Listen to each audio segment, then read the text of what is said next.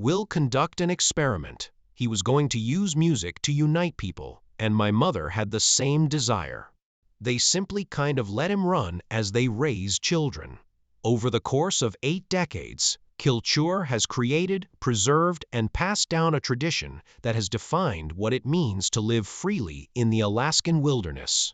However, his remarks from yesterday destroyed that legacy in ways that no one could have predicted. Everything the family has battled for is altered by the decision he confirmed, and there is no turning back. The declaration. Everyone became tense when the unusually formal tone of the call for the family gathering was used. Ed's 81-year-old Kilcher hardly ever called the entire clan in such a dire situation. The anxiety was evident when everyone gathered in the main cabin on a chilly January afternoon. Participating via video conference from the lower 48 are Otto, his family, Ivan and Eve, Charlotte, Shane, Atsley, and Jane, together with their boys, Jewel. Uncertain of the reason behind their summons, 3 generations of Kilchers sensed that whatever happened next would be important.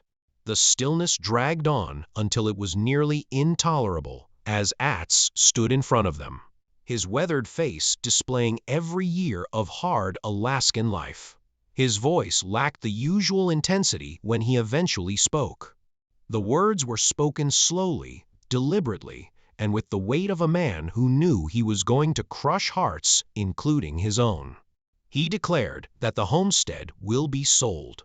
Within the next 2 years, the 600 acres that had been Kilcher land since 1940 would pass. Music to new owners, not suddenly, not carelessly. For millions of spectators, the dream that Ul and Ruth Kilcher had started, and that their kids had persevered through unfathomable adversity, was coming to an end. The response was visceral and instantaneous. Disbelief replaced shock. Decades of frontier toughness were unable to control the primal emotion that filled the cabin.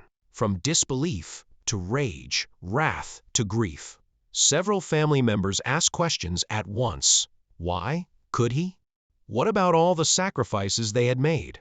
How about the legacy? The air was still heavy with hurt and bewilderment, but Atz's authority brought silence when he raised his hand for it. He didn't go into great detail because that wouldn't alter the facts. He was too old to take care of the property. He could no longer ignore or cope with the ways his health was deteriorating. His physique could not keep up with the physical demands of rural life, and it was more agony than letting go to watch the place fall apart because he was unable to keep up. Despite their hard work, the next generation was overburdened with their own life, their own music, families, and the hardships of a farm that demanded cruel, continuous work. The economics no longer made sense. The program had given fame and money, but those things were insufficient to replace the time and physical resources needed to maintain the homestead. However, there was something more profound and agonizing than the pragmatic considerations. Atz had been observing his family gradually ruining themselves in an attempt to preserve something that might never have been intended to last. He had witnessed Atz's lifestyle almost cause his death, observed Otto grow older and have limitations and injuries that pride prevented him from completely admitting, observed younger generations divided between their responsibilities on the property and their desire to start over somewhere else. For years, he had been increasingly aware that his family was being consumed by the property instead of being supported by it. That awful realization culminated in his announcement. Family members broke up the group into smaller discussions as they tried to understand what had been said and what it meant, both individually and collectively. Some sat in startled quiet, while others fought and wept. The burden of his choice was evident in Atz's posture and face as he withdrew to a corner and looked at every one of his 81 years. He had anticipated opposition and ire. The pain he and everyone else felt over the loss of a dream that had defined them all was something he hadn't really anticipated. By nightfall, rumors had started to spread outside the immediate family. They approached the producers. A notification was sent to the network. In a matter of hours, fan communities and social media were ablaze with speculation.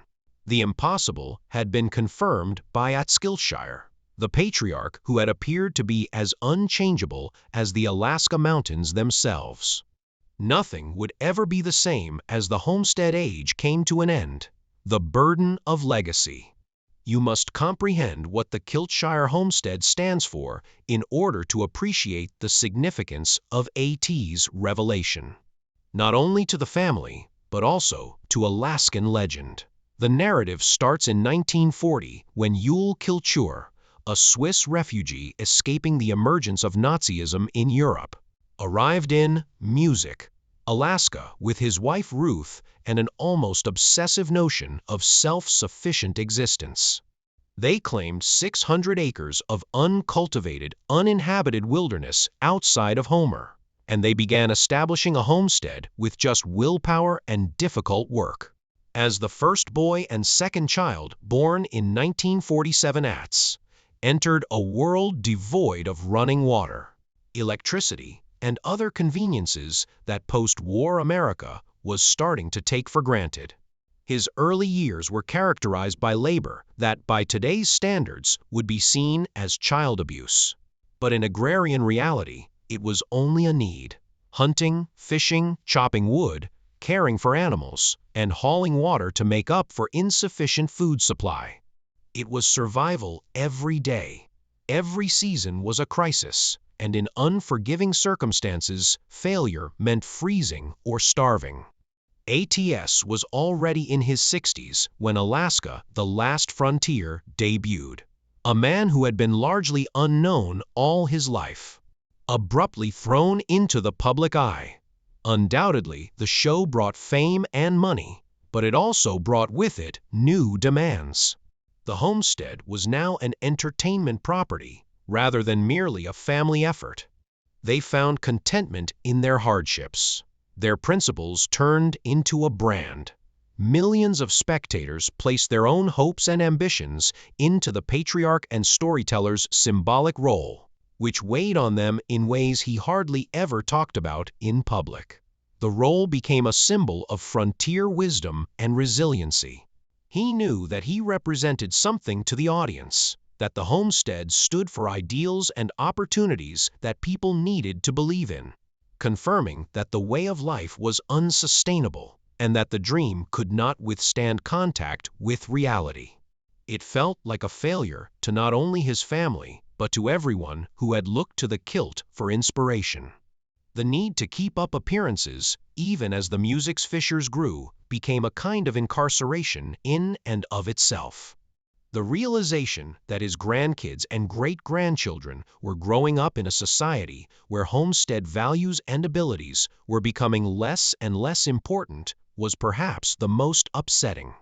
They were unprepared for the future they would truly live in by the life he had so carefully guarded. It was important to teach them how to hunt, fish, and survive in the woods. But was it sufficient? Was he merely brainwashing them into an unsustainable lifestyle that would restrict their options and chances? Or was he providing them the tools for success? When it finally became clear, the collision of all these realizations led to the choice to sell. Atz was no longer able to keep up the homestead. Trying to help him keep it up was consuming his children. He had never given himself the freedom to make the decisions that the following generation deserved. And even though the dream was lovely, it might have reached its end. It was pride, not wisdom, to hold on only because letting up felt like failure.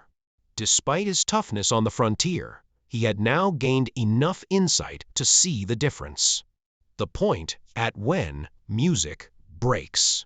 3 months prior to the announcement, on a November evening when the early darkness and terrible weather made the homestead feel particularly harsh and alone, Atz had the last chat that ultimately led him to his conclusion.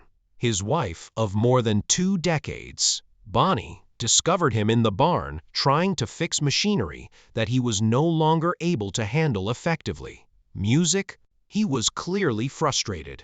Thrown tools and curses that his body was betraying him were the result of his rage at his own limitations.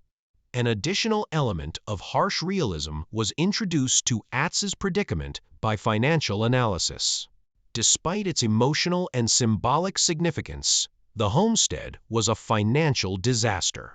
Just paying property taxes needed a sizable annual salary. Building, equipment, and infrastructure maintenance expenses were steadily rising.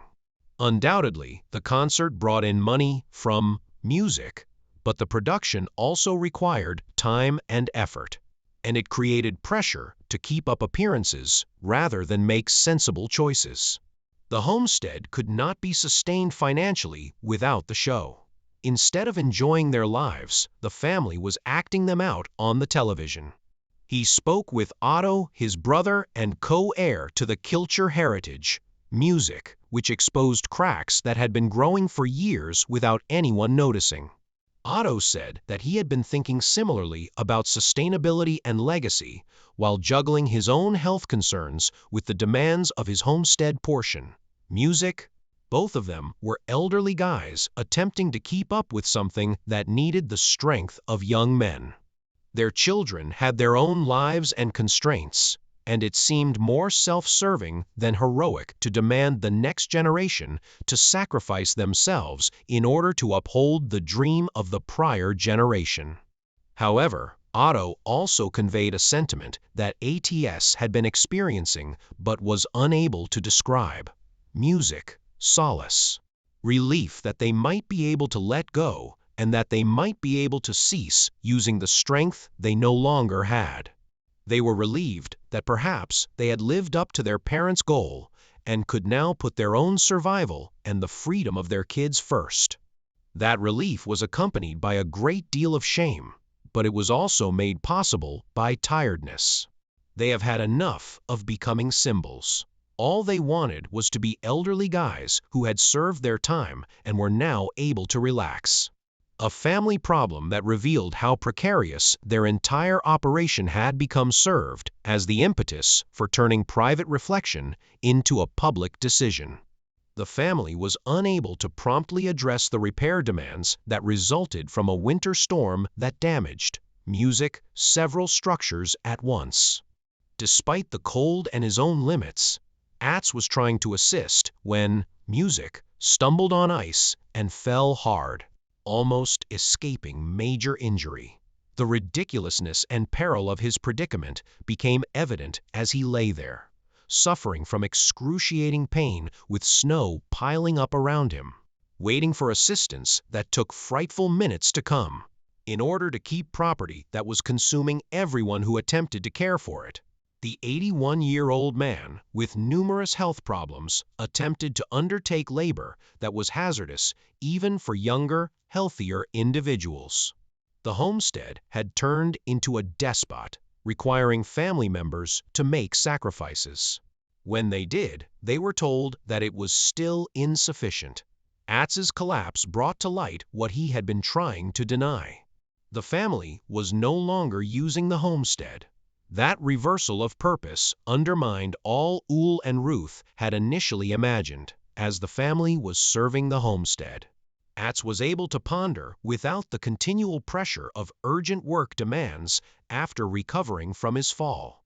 Even if his injuries were slight, music. Looking back on 8 decades of life, he evaluated what had brought purpose and what had just brought duty cloaked in purpose. He had history, identity, a sense of purpose, and a bond with his parents thanks to the homestead.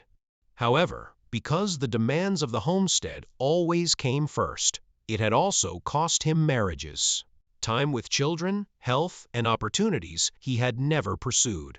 Did he wish to leave that legacy? Was it truly the gift he thought it would be to teach his grandchildren to sacrifice everything for property and principle? When the choice was made, it brought both sorrow and an odd sense of calm. Atz had dedicated his entire life to proving that his parents' decision to live this arduous life had purpose beyond stubbornness, to explain their confidence in the homestead ideal, and to prove that he was worthy of their sacrifice.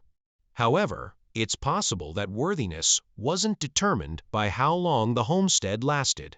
Perhaps it was determined by their children's survival, happiness, and freedom to make their own decisions rather than being constrained by the aspirations of earlier generations.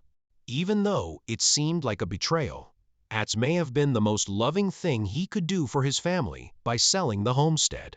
The family split up as family members considered the implications of the decision for their own lives and collective identity. The initial shock of Atz's news gave way to deeper, more nuanced reactions. There was no clear generational divide or simple agree or disagree classification. Rather, it exposed fault lines that had been hidden for years by a decision that made everyone reevaluate how they really felt about the homestead and what they were prepared to give up in order to keep it together. In their responses, the younger generation, Atz's grandkids and great-grandchildren, showed how much their conception of family identity had been shaped by the homestead. Many people had never given any thought to the possibility that their childhood house in the Alaska mountains might not be their permanent residence. Some felt that their inheritance, which they had believed to be certain, had been stolen. Others felt guilty relief that they may now be free to follow courses previously thought to constitute betrayal of family values, especially those who had chafed under homestead commitments that limited their options and possibilities. The range of responses demonstrated that, in contrast to earlier generations, the third and fourth generations were less united in their dedication to homestead preservation.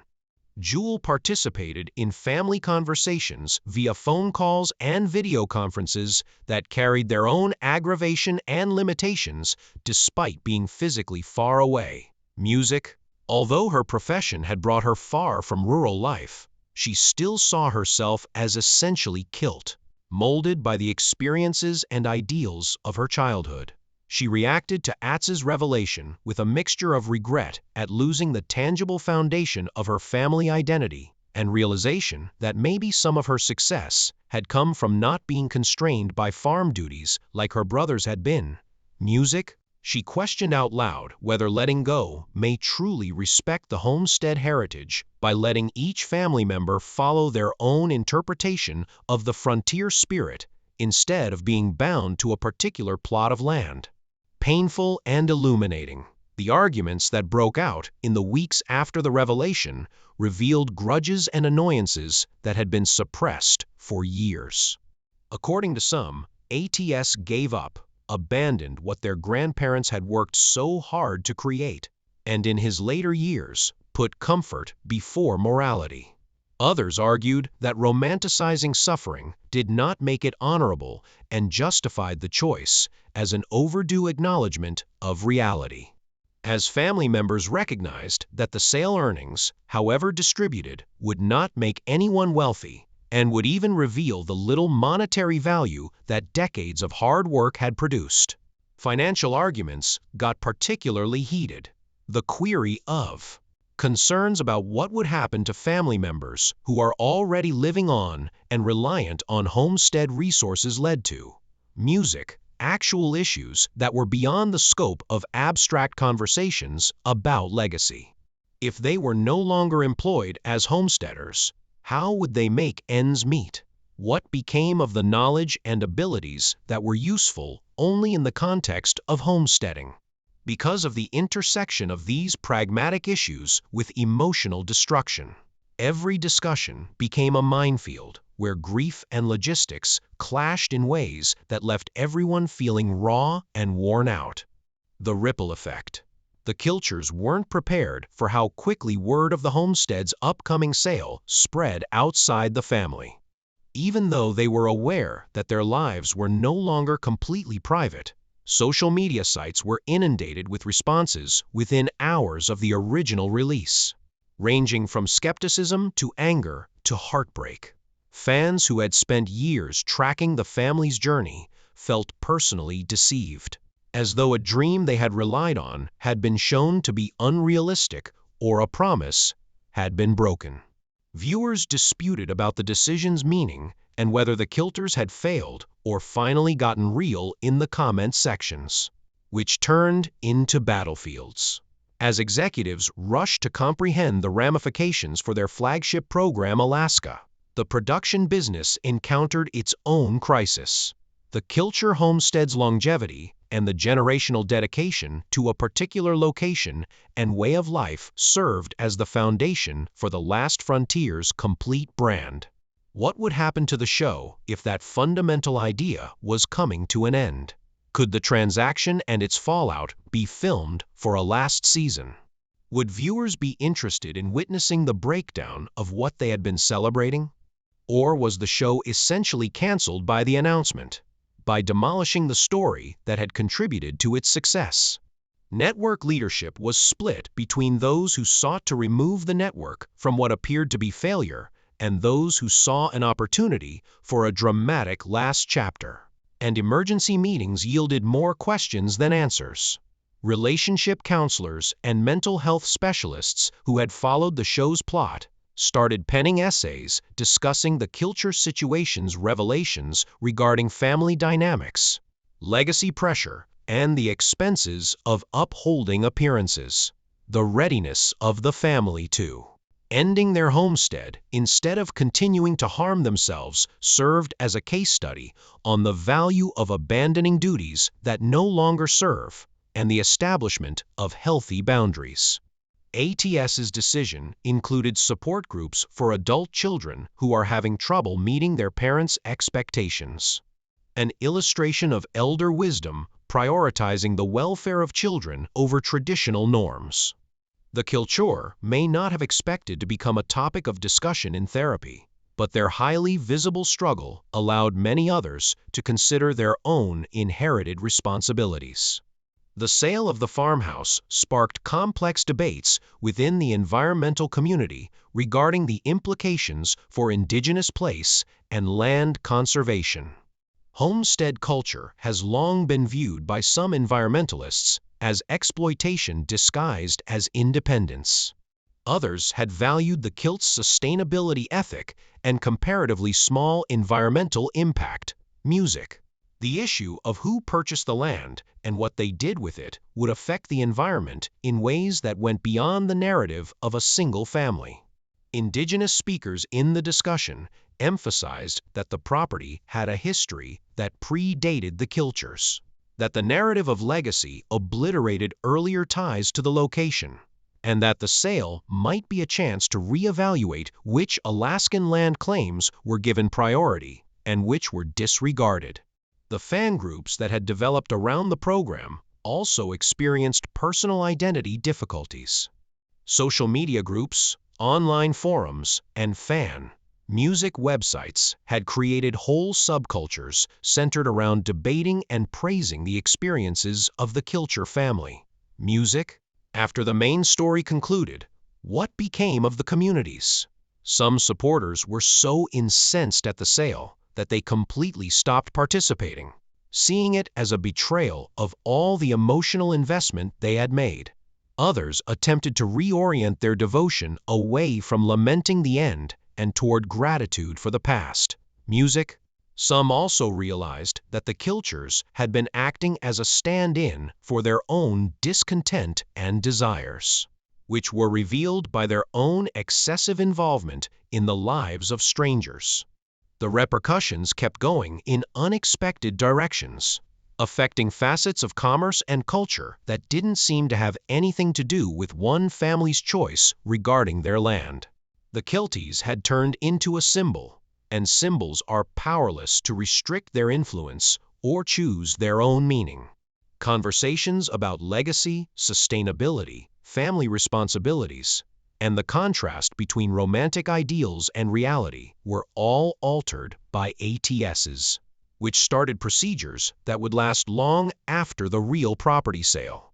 Experienced reality in ways that went well beyond Alaska's 600 acres. What follows? The family was forced to face how deeply entwined their lives had become with the land they had taken for granted as a permanent basis. As the practical realities of selling 600 acres of Alaska homestead proved more complicated than anybody had anticipated.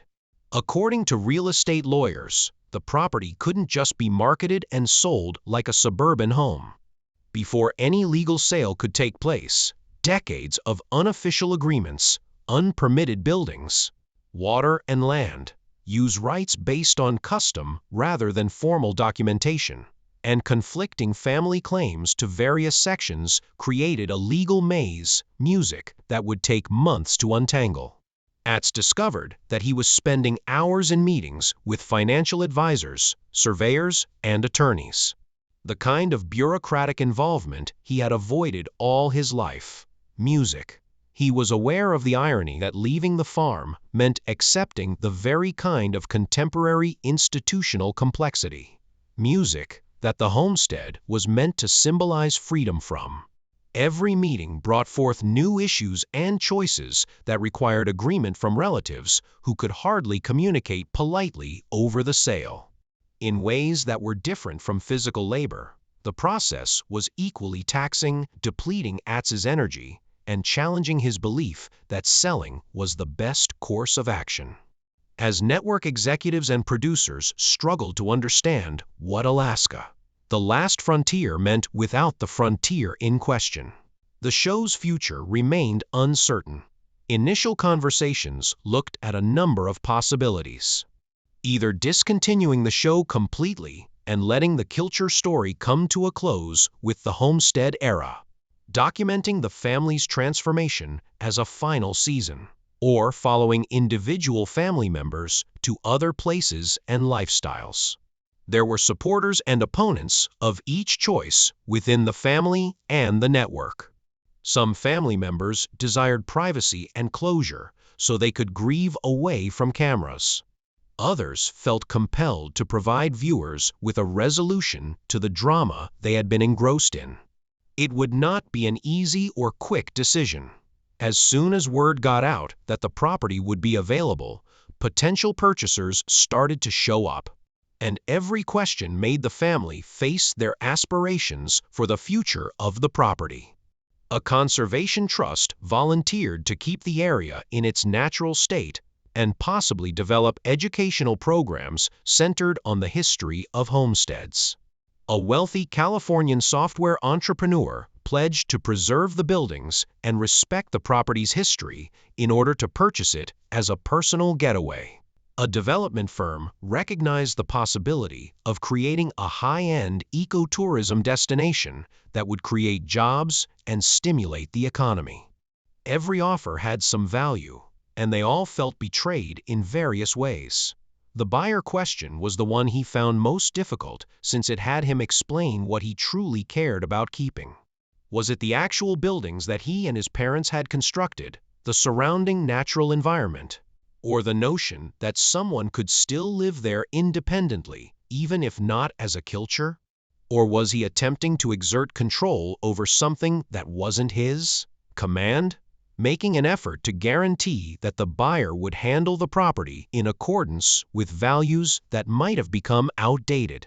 His attorney kindly pointed out that ATS had no control over the property's future after it was sold. It was almost as hard to accept that loss of power as it was to accept the sale. As relationships deteriorated due to the stress, music, of change, Jane's recommended family therapy sessions, which most family members originally opposed, became essential. They were assisted in navigating conversations that, music, kept turning into arguments about blame and resentment by a therapist who specialized in family systems and legacy concerns. The sessions showed that a large portion of the resentment around the sale was actually misdirected grief, with family members arguing with one another instead of confronting the loss they all experienced. Slow and painful progress necessitated vulnerability, something they had been trained to hate by frontier culture, but it gradually made room for more open dialogue about hopes and worries. as family members banded together to record homestead history before it was lost. The establishment of a family archive became an unanticipated focal point for healing. Stories were written and photographs, journals, tools, and buildings were cataloged, music. Elders were questioned by grandchildren regarding memories and experiences that had never been officially documented. It was a melancholy process, knowing that music was coming to an end while also honoring what had been. However, it produced a legacy that could go beyond tangible property and gave everyone a specific mission to complete together. The farmhouse would not be replaced by the archive, but the lessons and stories would be preserved. Atz had a convoluted and non-linear emotional path throughout this time. On other days, he was certain that selling was the correct decision, that he was releasing his family and opening doors to futures that homestead commitments had barred. On other days, he was overcome with sorrow and uncertainty, questioning whether he was destroying something valuable that would be cursed by future generations for being abandoned. He fluctuated between both moods, often going through both in a single day, leaving Bonnie and others close to him worn out from attempting to offer assistance that kept changing depending on which ATS was present at the time. After the news broke, hundreds of letters from fans arrived, offering both unexpected solace and complications. Many said they were heartbroken and requested us to think again. Others shared their own tales of legacy burdens they had carried for too long and commended him for setting an example of wisdom in letting go of what no longer served. He was accused by some of abandoning and betraying the principles he had professed to uphold. Regardless of how the story concluded, a few heartfeltly expressed gratitude for years of inspiration. As Atz read these letters, he was forced to face the fact that he had become a public personality whose decisions had an impact on strangers who felt qualified to comment on his personal family choices. As issues increased and family consensus, music proved elusive. The schedule for the actual transaction continued getting longer. What ATTs had believed would be finished in a year was now likely to take at least 2 or 3 years. Some family members viewed the delays as a chance to completely reevaluate the choice and look into other options that would permit the continuation of the property in some capacity. Some believed that delays were unavoidable, prolonged, and made things more difficult. Atz himself felt trapped in an unpleasant transition that did not provide the certainty he yearned for, unable to completely commit to either the life he was leaving or the future he was heading toward. One chilly evening, as the first year following his announcement came to an end, Atz stood on the homestead land and attempted to view it as potential buyers might, as property and opportunity rather than home and identity. He was unable to handle it. There were memories in every tree and rock. Each building represented sacrifice and hard work. Every view had a connection to the times that had molded him. His family would be something different to someone else, and the land would outlive him. Would remain Alaska long after its stewards, the Kilchers, had departed. That information, which implied that the land itself was more important than who claimed it, ought to have been consoling. Rather, it seemed as though he had been told that his whole life had been a footnote in a story that was far longer and more expansive than he could have imagined. However, he had to acknowledge that beneath the sorrow, a lightness was also starting to surface. There was a feeling that maybe he had carried the burden long enough for someone else to carry it now, or that the weight could be completely dropped without the sky collapsing. His parents had created something amazing, and he had kept it alive for a lot longer than was likely healthy or viable. The decision to ultimately disclose it did not undermine that accomplishment. He had, in his opinion, lived a life of integrity, given his all, and was now creating room for his children and grandkids to create their own stories instead of being extras in his. Perhaps that was a different kind of legacy than he had anticipated, but nonetheless worthwhile. Because the present was still developing, choices were still being made, and ends and beginnings were still taking shape. The future was still unclear. It was obvious that the Kilcher homestead would be sold. No one knew what happened to the property, the family, or Atz himself.